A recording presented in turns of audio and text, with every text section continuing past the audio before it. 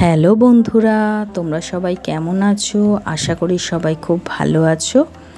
তোমাদের ভালোবাসায় আমিও ভালো আছি। চলে এসেছি তোমাদের সাথে আবার নতুন একটা রেসিপি শেয়ার করতে। দেখো, এখানে আমি 150 গ্রাম মটর ডাল নিয়েছি। এই মটর ডালটা আমি সারা রাত জলে ভিজিয়ে রেখে দিয়েছিলাম। দেখো, সকালবেলা ডালটা ভিজে গেছে। এই মটর ডাল দিয়ে যে এত সুন্দর একটা রেসিপি করা যায় সেটাই তোমাদের সাথে আমি শেয়ার করব। আশা করি তোমাদের খুব ভালো লাগবে। তো চলো, ভিডিওটা পুরোটা তোমরা দেখতে থাকো, স্কিপ না করে। দেখো, এখানে আমি 150 গ্রাম মটর ডাল নিয়েছি। মটর ডালটা ভিজিয়ে রেখে দিয়েছিলাম, প্রথমেই বলেছি, সেটা আমি শিলনোড়াতে বেটে নিয়েছি। এখানে আমি সর্ষে নিয়েছি আর টক দই নিয়েছি 100 গ্রাম, আর বেশ কয়েকটা কাঁচা লঙ্কা নিয়েছি। দেখো, এবার আমি এই ডালটার মধ্যে স্বাদ মতো লবণ দিয়ে নিলাম।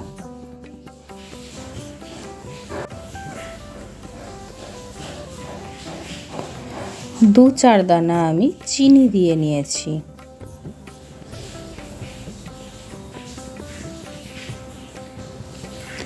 অল্প করে হলুদ দিয়ে নিলাম।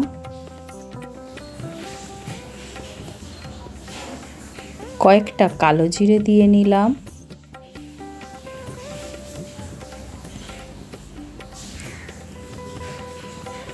অল্প করে হিং দিয়ে নিলাম। এবার আমি এইগুলো ডালের সাথে ভালো করে মিশিয়ে নেব আর ডালটাকে ভালো করে ফেটিয়ে নেব। চলো তাহলে তোমরা পুরো ভিডিওটা স্কিপ না করে দেখতে থাকো।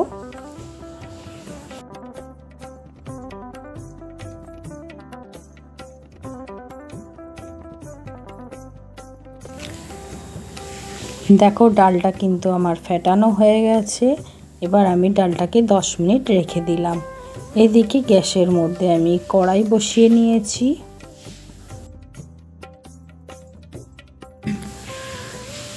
কড়াইটা গরম হয়ে আসতে বেশ খানিকটা তেল দিয়ে নিলাম।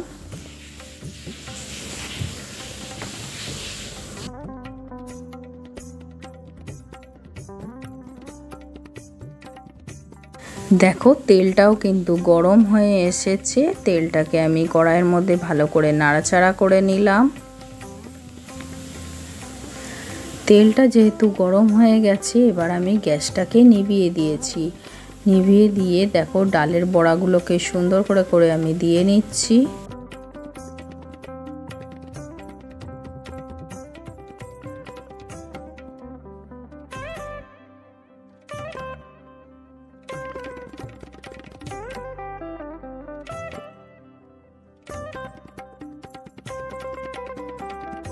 বেশ অনেকগুলো বড়া আমি দিয়ে নিয়েছি।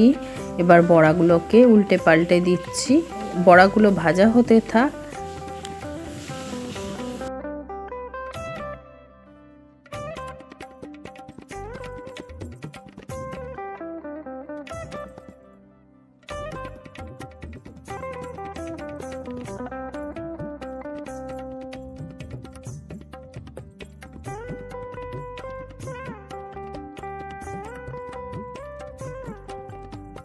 ডালের বড়াগুলো ভাজা হতে হতে বেশ বারে বারে কিন্তু নাড়া দিতে হবে, না হলে কিন্তু পুড়ে যাবে। দেখো, ডালের বড়াগুলো কিন্তু আমার ভাজা হয়ে গেছে। সব কটা বড়া ভাজা হয়ে গেছে। চলো এবার আমি কি করব দেখিয়ে নিই। শিলের মধ্যে আমি সর্ষে, নুন, হলুদ আর কাঁচা লঙ্কা দিয়ে সর্ষেটা আমি বেটে নিয়েছিলাম।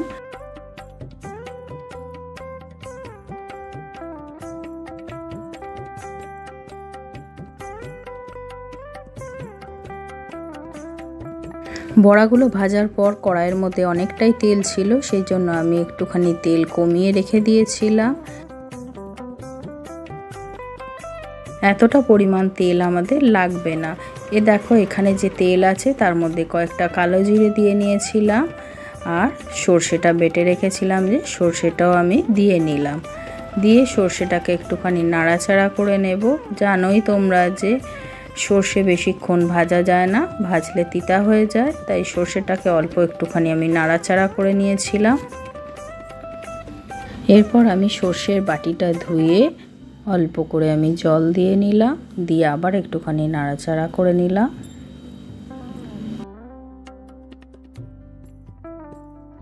সর্ষেটা অল্প একটুখানি নাড়াচাড়া করে এখানে যে আমি টক দই রেখেছিলাম টক দইটা ফেটিয়ে দিয়ে নিলাম। দিয়ে এবার টক দইটা আমি গ্যাসটা কমিয়ে টক দইটা একটুখানি নাড়াচাড়া করে নিলাম সর্ষেটার সাথে।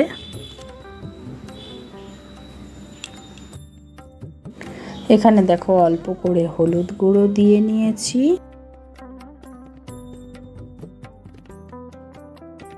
2-4 দানা দেখো এখানে চিনি দিয়ে নিলাম।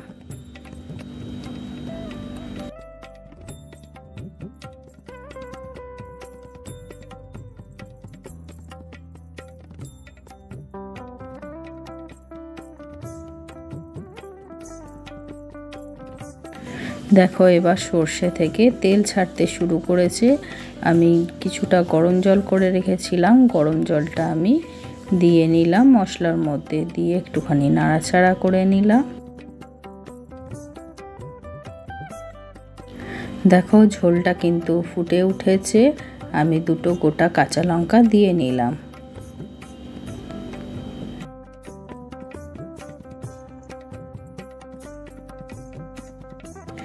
এরপর আমি ভেজে রাখা বড়াগুলো এই ঝোলের মধ্যে আমি দিয়ে নিচ্ছি।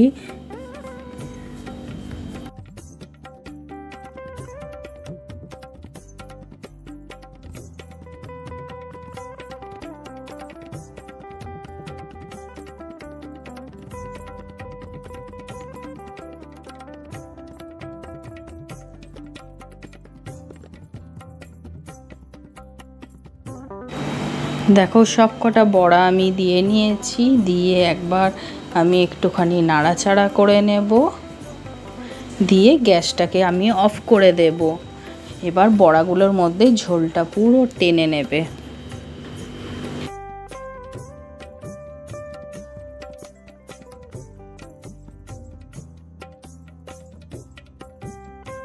দেখো কড়াই থেকে আমি নাবিয়ে নিয়েছি, ঝোলটা পুরো টেনে নিয়েছে, গা মাখা হয়ে গেছে।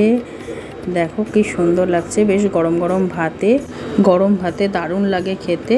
তোমরা অবশ্যই একবার বানিয়ে করে খেয়ে দেখো, আশা করি তোমাদের ভালো লাগবে। ভালো লাগলে অবশ্যই একটা লাইক কমেন্ট শেয়ার করো, আর সবসময়ের জন্য মানালি ক্রিয়েশন চ্যানেলের পাশে থেকো। আজকের মতো টাটা।